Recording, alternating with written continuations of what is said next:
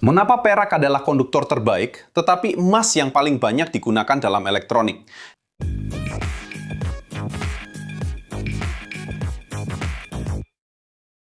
Halo pecinta teknik, hari ini kita akan mengungkap sebuah misteri yang membuat banyak orang penasaran. Jika perak adalah logam yang paling baik menghantarkan listrik, mengapa emas menjadi favorit di dunia elektronik? Dan kenapa emas ada di hampir semua perangkat kita? Banyak dari kita belajar di sekolah bahwa beberapa material menghantarkan listrik lebih baik daripada yang lain. Tapi apa sebenarnya yang membuat suatu material menjadi konduktor yang baik? Pada dasarnya, konduktor listrik adalah material yang memungkinkan arus listrik mengalir dengan mudah melaluinya. Hal ini terjadi karena atom-atomnya memiliki elektron yang tidak terikat kuat, sehingga memungkinkan elektron tersebut bergerak bebas. Bayangkan sebuah jalan yang penuh dengan mobil. Jika jalannya lebar dan tanpa hambatan, mobil-mobil atau elektron dapat bergerak dengan cepat dan tanpa masalah. Lebar dan tidak adanya hambatan, itulah yang kita sebut sebagai resistansi listrik yang rendah. Semakin kecil resistansinya, semakin baik konduksinya. Dan disinilah perak berperan. Perak memiliki struktur atom yang membuatnya menjadi juara tak terbantahkan dalam konduktivitas listrik di antara semua logam. Elektron valensinya sangat bebas, menciptakan lautan elektron yang dapat bergerak dengan usaha yang minimal. Jika kita mengukur konduktivitas listrik dari berbagai material, perak akan berada di puncak daftar, bahkan mengungguli tembaga dan emas. Hal ini secara teori akan menjadikannya pilihan ideal untuk aplikasi apapun yang membutuhkan efisiensi tinggi dalam penghantaran arus.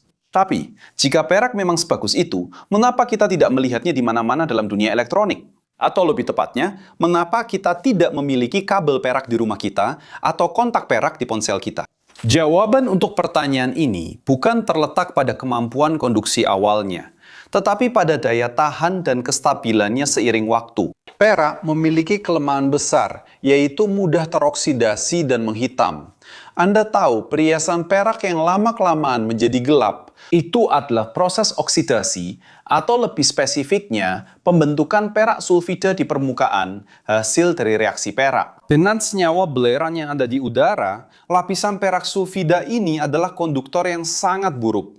Bayangkan jalan Anda yang sempurna untuk elektron, setiap hari semakin penuh lubang dan batu, sehingga lalu lintas menjadi sulit, persis seperti jalanan di negara tercinta kita.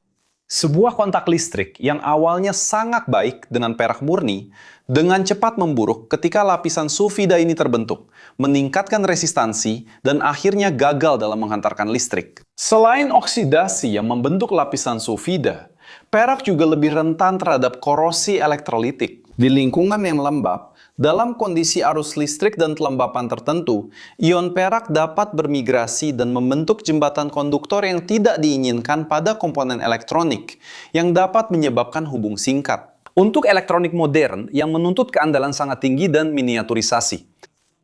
Karakteristik ini membuat perak menjadi pilihan yang tidak layak untuk sebagian besar kontak dan koneksi yang kritis, meskipun memiliki konduktivitas awal yang sangat baik.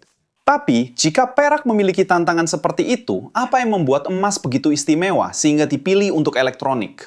Meskipun sedikit kurang konduktif dan jauh lebih mahal, keunggulan utama emas terletak pada sifat yang disebut inersia kimia. Emas adalah logam mulia sejati, yang berarti sangat tahan terhadap korosi dan oksidasi. Berbeda dengan perak, emas tidak bereaksi dengan oksigen di udara, dengan sebagian besar asam, maupun dengan senyawa belerang. Emas tetap berkilau dan menghantarkan listrik, hampir tidak berubah selama puluhan tahun. Bayangkan, jalur elektron terbuat dari bahan yang tidak pernah rusak. Tidak peduli waktu atau kondisi cuaca, jalan itu tetap mulus dan sempurna untuk lalu lintas elektron tanpa batas waktu. Ketahanan terhadap korosi ini sangat penting untuk daya tahan komponen elektronik.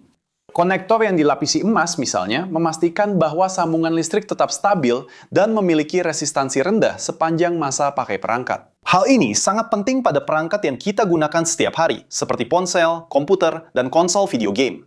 Dan terutama pada peralatan misi kritis, seperti avionik, peralatan medis, dan peralatan luar angkasa, di mana kegagalan koneksi dapat menimbulkan konsekuensi yang sangat fatal. Selain stabilitas kimianya, emas juga sangat mudah ditempa dan lentur. Ini berarti emas dapat ditarik menjadi tawap yang sangat tipis atau ditempa menjadi lapisan yang sangat-sangat tipis yang sangat penting untuk pembuatan komponen kecil seperti mikroprosesor.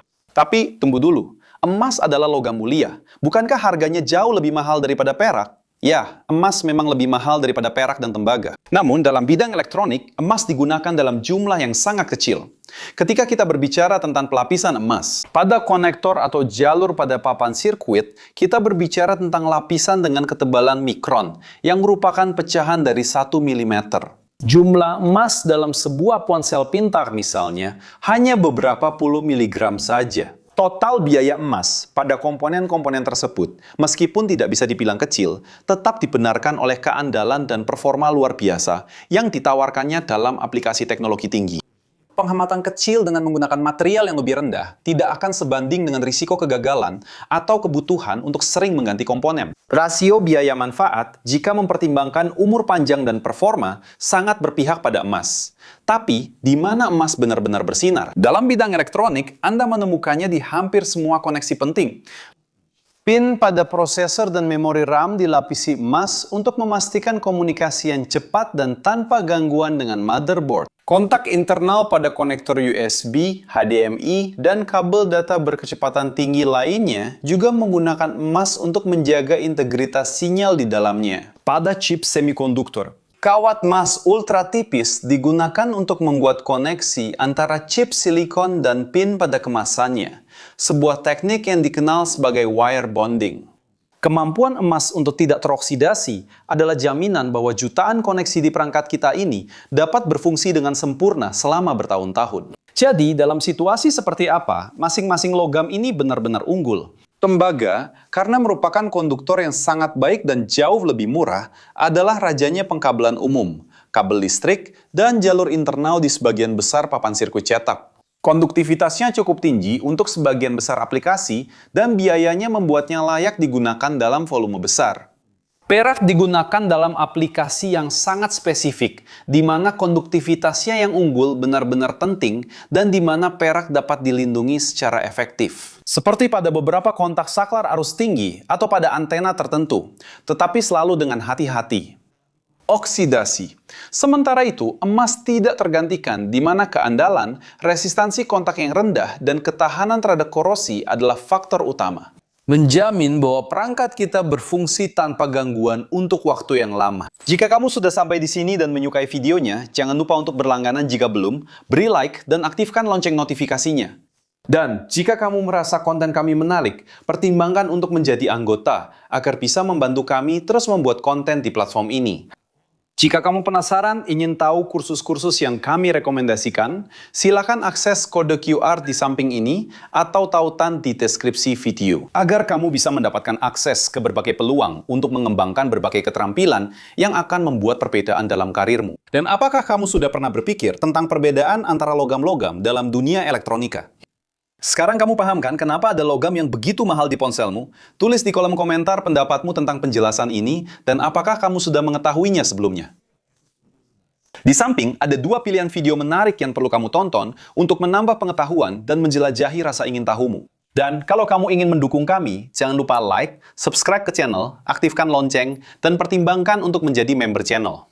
Itu saja para pecinta teknik. Salam hangat dan sampai jumpa di video berikutnya.